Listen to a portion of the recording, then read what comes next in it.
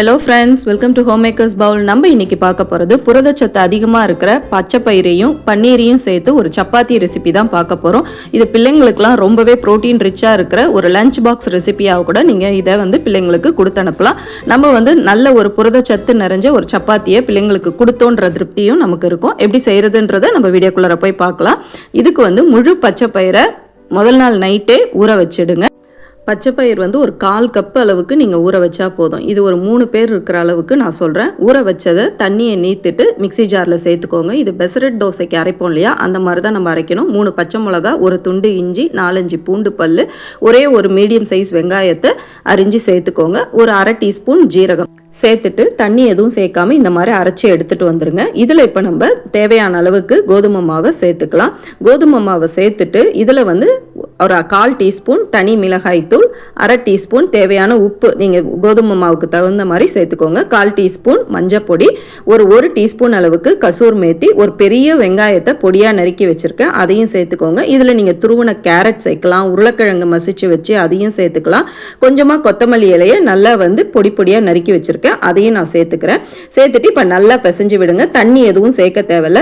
இப்போ நம்ம பிசையும் பொழுது கோதுமை மாவோட அளவு மாறுபடும். நீங்கள் இன்னும் கொஞ்சம் வேணும்னா மாவு சேர்த்து அதுக்கு தகுந்த மாதிரி பிசைஞ்சுக்கோங்க.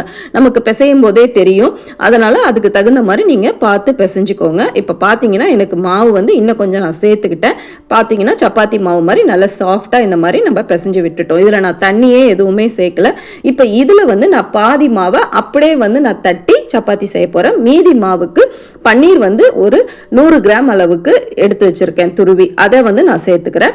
நீங்கள் பன்னீர் சேர்க்காம வெறும் பச்சை பயிரை சேர்த்து நீங்கள் அப்படியே கூட நீங்கள் தட்டலாம். இது பிள்ளைங்களுக்கு கொடுக்கறதுனால நான் பன்னீரை துருவி சேர்த்துக்கிறேன். சேர்த்துட்டு அதையும் இந்த மாதிரி பிசைஞ்சிடுங்க. இப்போ இதுவும் இருக்குது, இதுவும் இருக்குது. இப்போ சப்பாத்தி நம்ம எப்படி திரட்டுறதுன்றதை நம்ம பார்த்துடலாம்.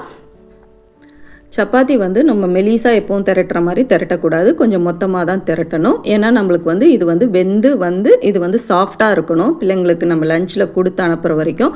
அதனால் இதை இந்த மாதிரி மொத்தமாகவே திரட்டிக்கோங்க. கொஞ்சம் நிறையாவே மாவு எடுத்து இந்த மாதிரி திரட்டிக்கோங்க. திரட்டிட்டு இதை நீங்கள் அழகாக சுட்டு எடுக்கும் பொழுது ரொம்ப ஹை ஃப்ளேமில் வச்சும் நீங்கள் சுட்டு எடுக்கக்கூடாது. மீடியமாக வச்சு பட்டரோ நெய்யோ சேர்த்து நம்ம சுட்டு எடுக்கணும். இப்போ பார்த்தீங்கன்னா நான் பன்னீர் வச்சதையும் திரட்டிட்டேன். இப்போ வெறுமனே நம்ம எடுத்து வச்ச அந்த பச்சைப்பயிர் சேர்த்த வெறும் சப்பாத்தி மாவு திரட்டணும் இல்லையா, அதையும் நான் திரட்டிட்டேன். இப்போ எல்லாமே உங்களுக்கு கல்லில் நான் போட்டு காமிக்கிறேன். இப்போ பார்த்தீங்கன்னா கல்லில் போட்டுட்டு ஸ்டவ் லோ ஃப்ளேமில் தான் வச்சுருக்கேன். ஏன்னா உள்ளேயும் நல்லா வெந்து வரணும். பொறுமையாக நெய்யோ இல்லை வெண்ணெயோ சேர்த்து இந்த மாதிரி சுட்டு எடுங்க. அவ்வளோதான், நம்மளுக்கு புரதச்சத்து அதிகமாக இருக்கிற பச்சைப்பயிர் பன்னீர் சேர்த்து சூப்பரான சப்பாத்தி ரெடி ஆகிடுச்சு. லஞ்சுக்கு கொடுக்கும்போது ரைத்தா இல்லை தக்காளி தொக்கு செஞ்சு கொடுத்து அனுப்புங்க. சூப்பராக இருக்கும். செஞ்சு பார்த்துட்டு எப்படி வந்ததுன்னு சொல்லுங்கள். தேங்க்யூ.